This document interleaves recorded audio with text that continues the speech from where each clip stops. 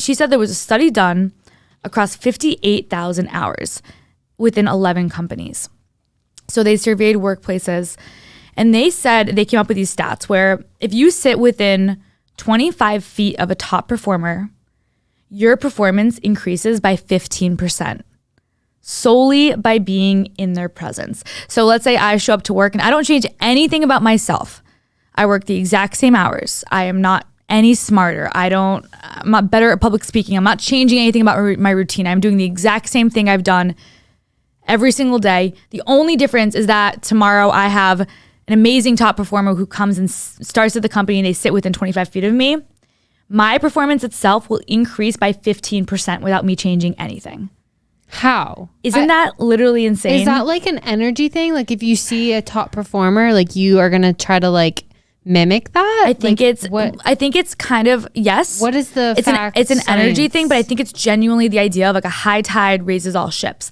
Even if you aren't consciously aware of it, even if you aren't trying to work harder, trying to be better, trying to be smarter, there is this part of your brain where I think it's like the competitive side where you are going to rise up to the level of the people around you. So if you are within, sitting near someone who sounds who's doing amazing at their job, they're smarter, they're better, they're more ambitious, they're coming in earlier, they're staying later. Even if you're not consciously aware of it, your subconscious is going to start rising to that level. Like high tide raises all ships. So that is a benefit you're going to get. So obviously to kind of, break that down, let's say you make $100,000 a year, like that would increase you to $115,000 a year. Obviously, if you have we're talking money now. I mean, if you have a job that obviously can, change based on effort put in, obviously a lot of jobs are salaried. So that's just an example. I like that. That is kind of the benefit of surrounding yourself with someone that is a top performer. However, there's a downside to this too. So this is the part that I thought was very interesting.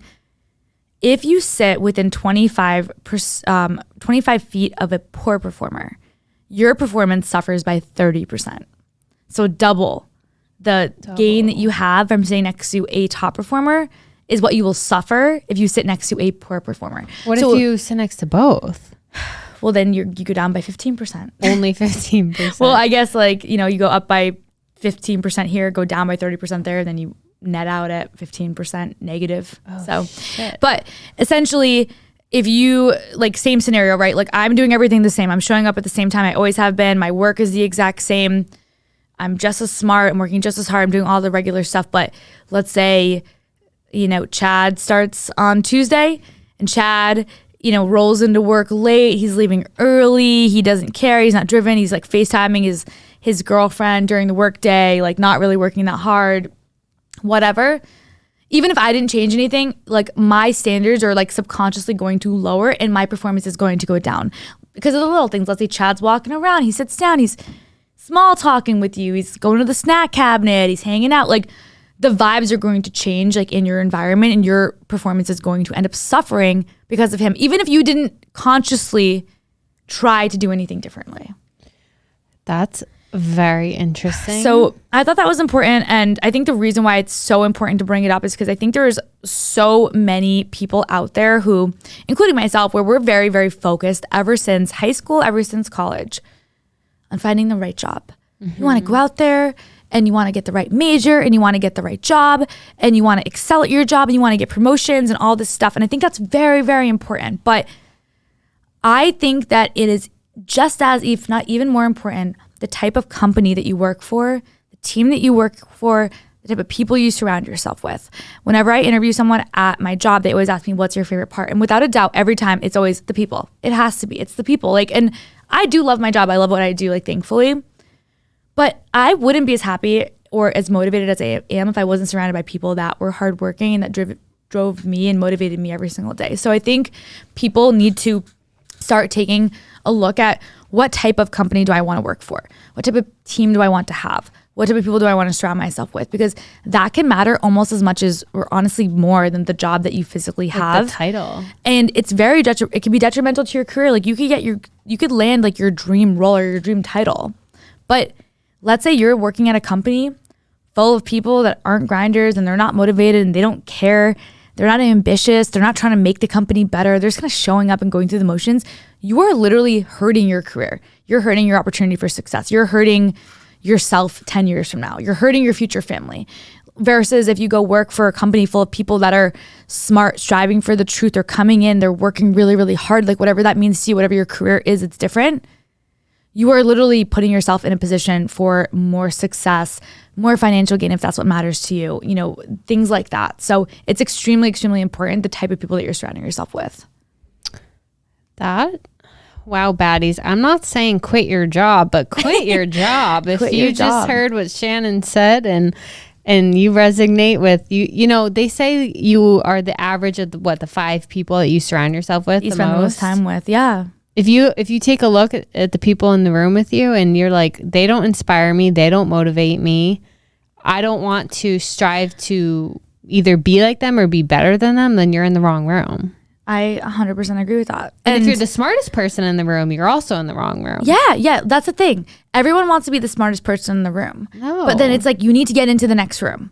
Like, I think your goal in life should be get into the room, become the smartest person in the room, and then look for the next room to enter into. Because if you're constantly feeling like you're maxed out, you're never going to hit your true potential. Like, my boss is very hard on me. And we have like very candid conversations now about, there's times that he says things to me that, you know, might irritate me and they might rub me the wrong way. And sometimes he pushes me really hard, but I tell him all the time, I'm like, I appreciate you doing that because it makes me better. If I had someone that like was like, hey, like you're doing fine, and he was kind of showing up whenever and like wasn't ever giving me difficult feedback, maybe in the short term I'd appreciate it, but long term I wouldn't have become as successful at my job because I wouldn't have felt motivated every day. Mm-hmm. So it's extremely important. Like, you have to surround yourself by people who are going to make you better. And I think obviously this example that she gave was in the workplace, like the whole 15% better, 30% worse, which, by the way, like if you're listening to this and you're like, wow, now that I think about it, you know, I'm sitting next to, you know, a group of, you know, girls or guys or whatever that kind of are distracting during the workday. Like, move your desk. Like, this is about you. This is about your life. It's about your career. Like, it's important. Like, you need to do what you can to focus. I'm someone that gets easily distracted. Like, I can't be around people that are sitting around chatting all day about pop culture. Like, that's not going to make me perform well at work. So it's important. But I also think the other side of that is, this doesn't just apply to the workplace. This applies to your relationships, your friendships, your romantic relationships. Like, it's important that you're surrounding yourself with people that challenge you to be better every single day, and not just financially, not just from a work perspective, but as a human being. Like, you don't want to feel like you're surrounding yourself with people that don't drive you, that don't motivate you.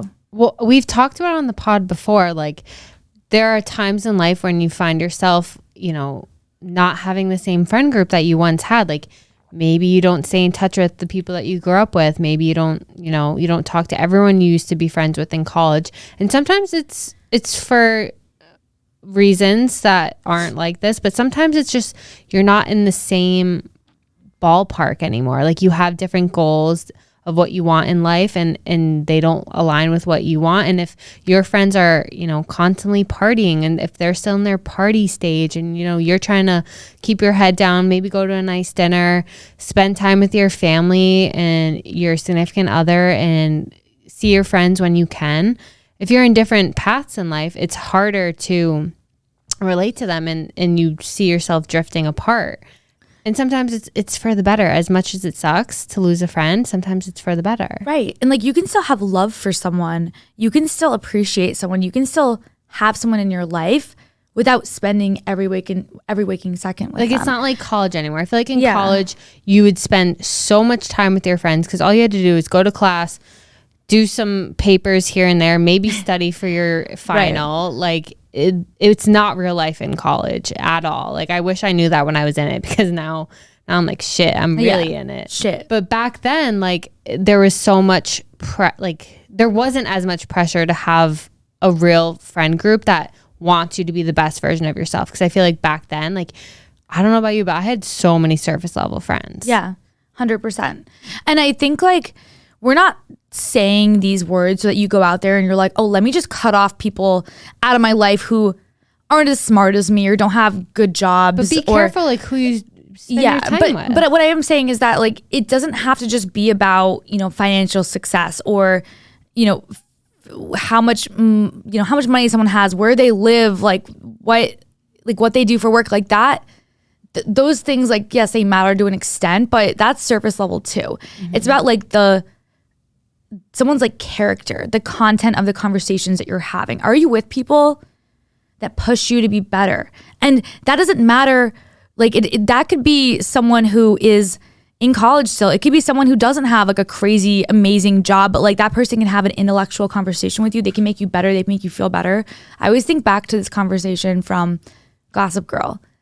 And it was funny because this person ended up being a bitch and not like a good character on the show. But Jenny? Poppy Lipton. So there was this moment, and I think it's like season 1 or season 2, where they're doing like this fashion show, and Blair was kind of freaking out because her mom was favoring Serena over her. And Serena was like asked to model in the fashion show or something like that. And Blair ends up like sabotaging the whole thing because she's like, her feelings are hurt that her mom is paying all this attention to Serena and not to her. And there's this scene that always stuck out to me where Serena's looking at Poppy and she's like, you know what? It makes sense. In the end of the day, I had the spotlight and Blair was just, she's just acting out because her feelings are hurt. And that's okay. Like, I'm not going to go out there. I'm not going to walk on the stage for this fashion show. Like, I don't want to do that to her. It'll really hurt her feelings. And Poppy looks at Serena and says, you know what?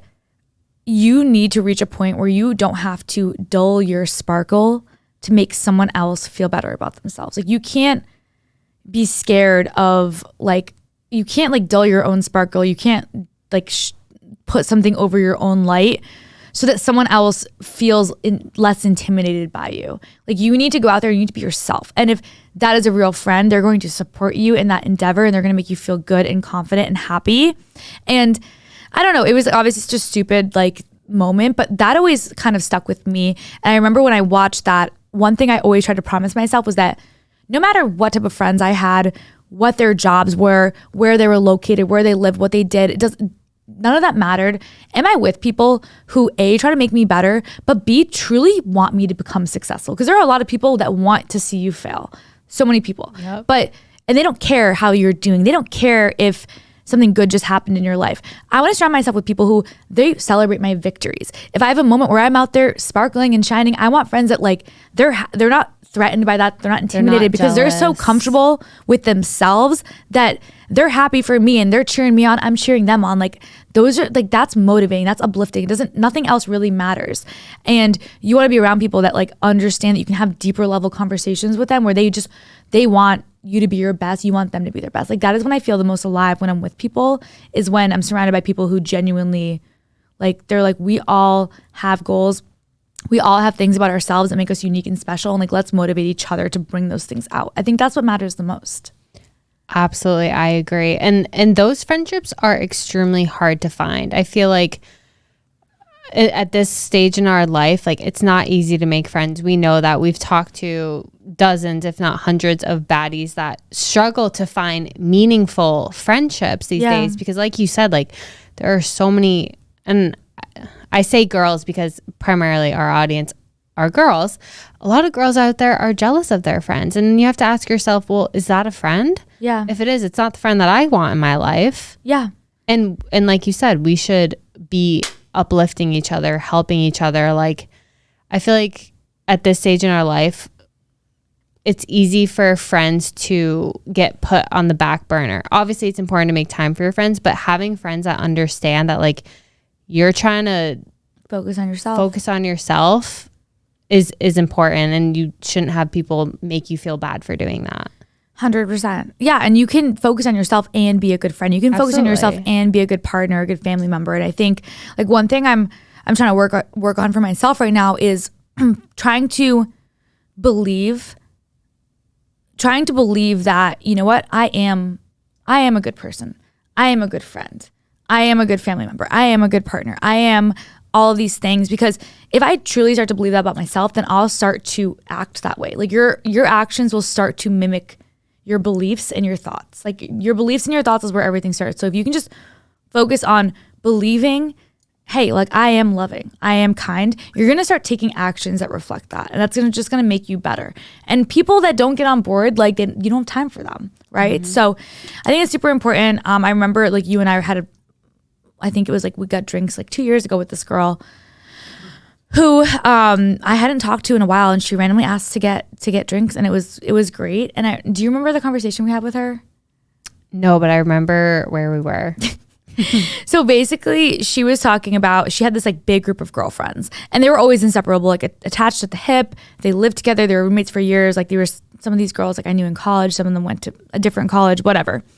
But I'd gone out with them all like a few times. Like, I knew them relatively well. And when we were at drinks, me, her, and Abby, she was like, I don't live with those girls anymore. We're not friends. I remember being shocked. I was like, why?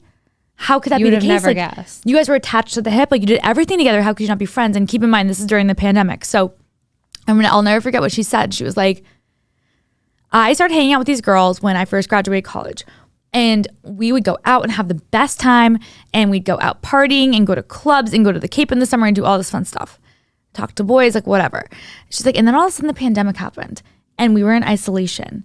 And the only thing that we had was our thoughts and our friendship and our genuine connection. The partying was gone. The boys was gone. The club was gone. The fancy fun clothes was gone. The trips to the Cape, the flights to Vegas were gone. And I realized that we had nothing in common. And our entire relationship was surface level. We had nothing to talk about. And when she said that, it just made so much sense. Because I do think there's a lot of people out there where you're friends with someone for the convenience or for the social aspect or for the partying or for like the crazy stories. But like, you have to take a look and be like, the people that are in my life, like the friendships, even the romantic relationships, like, are we having deep conversations?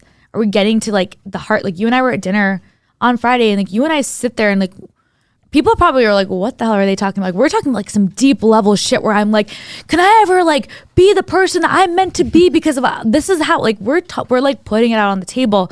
I'm not saying you have to do that with every friendship or every relationship, but like, are you having deep level conversations that aren't just surrounded around partying and boys and clothes and social media? Like, and it's okay if the answer is no, but then you need to kind of ask yourself, like, all right, is it better to have, like you always say, quality over quantity? Yep. And it's not necessarily you have to stop being friends with them, but maybe just focus your time on like creating friendships that aren't surface level and like putting your energy into people who are going to have those conversations with you. Because I don't know about you, but like, I want to be proud to call someone my friend. Like, I don't use the word friend lightly. I feel like a lot of people don't know the difference between like acquaintances or mutual friends than like an actual friend. Right. I don't know. I'm weird about that stuff. Like, I don't just call you my friend unless you're my friend.